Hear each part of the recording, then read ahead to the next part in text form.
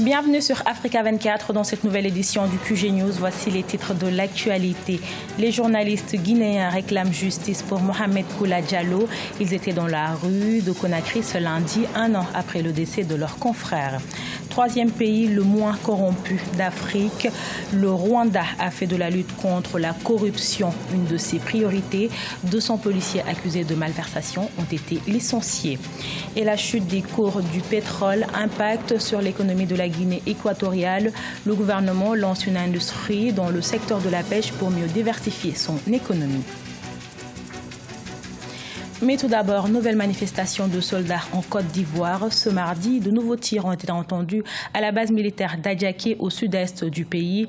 Des primes seraient à la base de ce mouvement d'humeur. Début janvier, la Côte d'Ivoire a été secouée par une manifestation de militaires qui avait paralysé plusieurs villes pour réclamer le paiement de primes. Les autorités avaient appelé au calme, promettant d'améliorer les conditions de vie de toutes les forces de l'ordre. Un an après le décès de leurs confrères, les journalistes guinéens s'indignent face à la lenteur du procès. Le 5 février 2016, Mohamed Koula Diallo a perdu la vie dans une assemblée générale de l'opposition à travers une marche pacifique. Ce 6 février, les journalistes réclament justice. Précision à Conakry de notre correspondant Emmanuel Milimono. Des slogans que l'on pouvait entendre des journalistes guinéens ce lundi 6 février 2017 dans les rues de Conakry. Du siège de la haute autorité de la communication au ministère de la Justice, ils ont marché pour la mémoire du reporter Mohamed Koula Diallo, tué le 5 février 2016 et réclamé que justice soit rendue. On ne demande pas qu'il nous retourne l'âge, c'est impossible, c'est Dieu qui nous l'a donné, Dieu l'a repris. Mais aujourd'hui, nous voulons que justice soit faite, qu'on sache où en est le dossier. Depuis que le ministre de la Justice, ici, il y a un an, il nous a promis qu'il allait faire toute la lumière sur cette affaire. Jusque-là, rien n'est fait. Mohamed Koula Diallo, reporter au site d'information Guinée 7, a été atteint d'une balle à la devanture du siège de l'UFDG, l'Union des forces démocratiques de Guinée, principal parti d'opposition. Il y était pour couvrir une assemblée générale qui présageait une violence car l'arrivée sur place de l'ancien vice-président du dit parti laissait craindre des affrontements. Selon Amadou Ouriba, le journaliste aurait reçu une balle qui ne lui était pas destinée. La balle qu'il a fauchée était une balle qui était dirigée contre moi. Et le dossier judiciaire à l'heure actuelle a fait des progrès parce que les principales personnes inculpées sont Amadou Sow, un garde-corps de Saint-Loup-d'Alain, qui est présumé être l'auteur du tir qui a tué Mohamed Koula, Algassimou Keïta, un autre garde-corps, et Souleymane Bachagel, le chargé de communication de Saint-Loup. Des interpellations ont eu lieu au début de l'enquête. D'une vingtaine de personnes, la justice garde en inculpation 5 présumés responsables de cet acte. Seulement, aucun procès n'est organisé depuis un an. Cette marche blanche, c'est aussi pour la mémoire de tous les journalistes inquiétés ces dernières années en Guinée. Elle vise notamment à attirer l'attention sur le cas de Chérif Diallo, journaliste de la radio Espace FM, porté disparu depuis le 20 juillet 2015. Cité en exemple dans la lutte contre la corruption, le Rwanda accentue sa lutte contre ce fléau avec le licenciement de près de 200 policiers impliqués dans des affaires de corruption. Le pays prône ainsi la politique de la transparence au sein des institutions publiques. Gladys Mwamba. Près de 200, c'est le nombre de policiers rwandais récemment licenciés pour corruption. Une décision prise le 3 février 2017.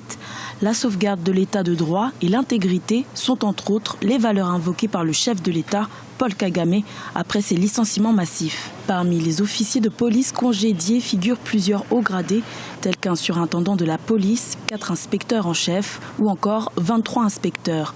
Tous sont soupçonnés d'avoir touché des pots de vin. La lutte contre la corruption, que ce soit au sein de la force ou dans d'autres institutions, reste forte. Le slogan est le même, pas de pitié pour un officier corrompu, ce qui signifie un licenciement automatique.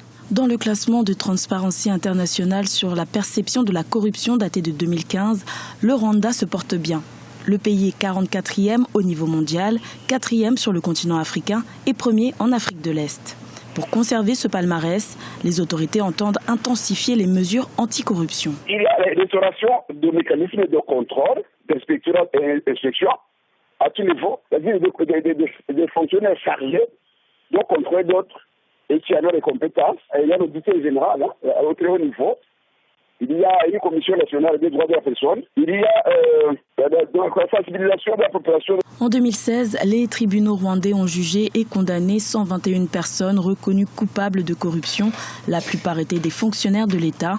Un récent rapport publié par la Banque africaine de développement démontre que les pertes du continent africain sont estimées à près de 148 milliards de dollars par an à cause de la corruption. L'heure est à l'ajustement en Guinée équatoriale. Dépendante du pétrole, le pays n'a pas été épargné par la chute des cours des matières premières. Et pour diversifier son économie, le gouvernement met en place une industrie dans le secteur de la pêche que nous fait découvrir notre correspondant Léopoldo Enemembaswe et Deo Gracias Podo. La Guinée équatoriale lance la plus grande industrie de pêche du pays depuis son indépendance en 1968. Le projet appelé HEPESCA avait été programmé lors de la deuxième conférence économique organisée à Bata en 2007. À cette époque, le gouvernement équato-guinéen avait annoncé plusieurs mesures visant à diversifier l'économie nationale. 10 ans après, le projet se concrétise. HEPESCA est une société anonyme avec des actionnaires nationaux et étrangers qui travaillent dans le cadre d'un partenariat public-privé. La richesse de la Guinée équatoriale, c'est sa zone de pêche. 314 000 km² de mer, riche en poissons. Donc la pêche est la zone, est l'activité économique première de la Guinée équatoriale. La pêche peut créer plus de 60 000 emplois ici.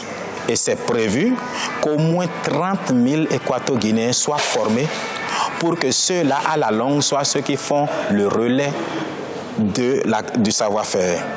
Donc, les étrangers avec qui nous allons travailler aujourd'hui peuvent travailler peut-être 5 ans, 6 ans ou pourquoi pas 10 ans. Mais l'objectif, c'est qu'à la longue, on n'ait plus besoin de Béninois, de Togolais, de Ghanéens pour la pêche. Depuis 1995, 70% des revenus de la Guinée équatoriale proviennent de la production du pétrole et du gaz naturel. Avec la société HEPESCA, le pays veut considérablement réduire sa dépendance au secteur pétrolier. HEPESCA a 3 objectifs principaux. Le premier objectif, c'est la formation de 30 000 Équato-Guinéens dans le secteur de la pêche. La création d'emplois et de revenus. Et ce n'est pas aussi un secret, l'intérêt du président pour intégrer la femme guinéenne dans le développement de l'économie du pays. Avec la transformation du poisson, on a le poisson fumé, le poisson sec et le poisson salé. Donc c'est un projet qui intègre directement à la femme guinéenne dans tous ses travaux.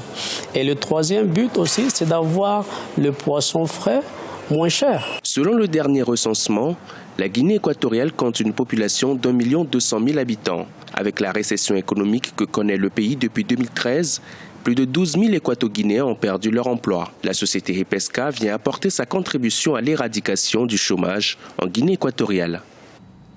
Au Cameroun, la culture du manioc est une tradition dans certaines régions du pays. Secteur en plein essor, les agriculteurs bénéficient de plus en plus de l'accompagnement des autorités et du secteur privé local. Précision, Ibrahima Djoumaba. Au Cameroun, la culture du manioc s'intensifie. Cette filière contribue aux performances du secteur agricole et est importante pour l'autosuffisance alimentaire, notamment à cause de ses nombreux produits dérivés. Les producteurs du sud-ouest du pays bénéficient de l'accompagnement de la société AgroHub. Celle-ci les a formés à la transformation, la conservation et la commercialisation de leur production. Les bénéficiaires s'en réjouissent. Nous avons eu beaucoup de difficultés dans notre activité par le passé et par manque de logistique. Maintenant, nous avons bénéficié de cette machine et de la formation. Nous moulons le produit sur place. Là, nous nous sentons mieux parce que cette machine a vraiment amélioré les conditions de vie des femmes.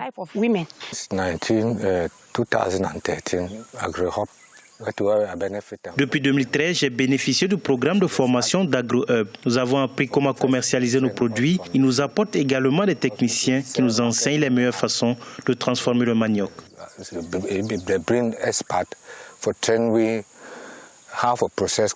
Le manioc a plus de 300 produits dérivés. Il est également riche en vitamine C et en manganèse. C'est aussi une source majeure de glucides. En plus de son caractère alimentaire, le manioc est utilisé dans la construction et dans l'industrie textile selon AgroHub. À ce jour, cette entreprise a soutenu et formé plus de 10 000 agriculteurs camerounais depuis 2009, alors que 70% des emplois sont liés à l'agriculture au Cameroun.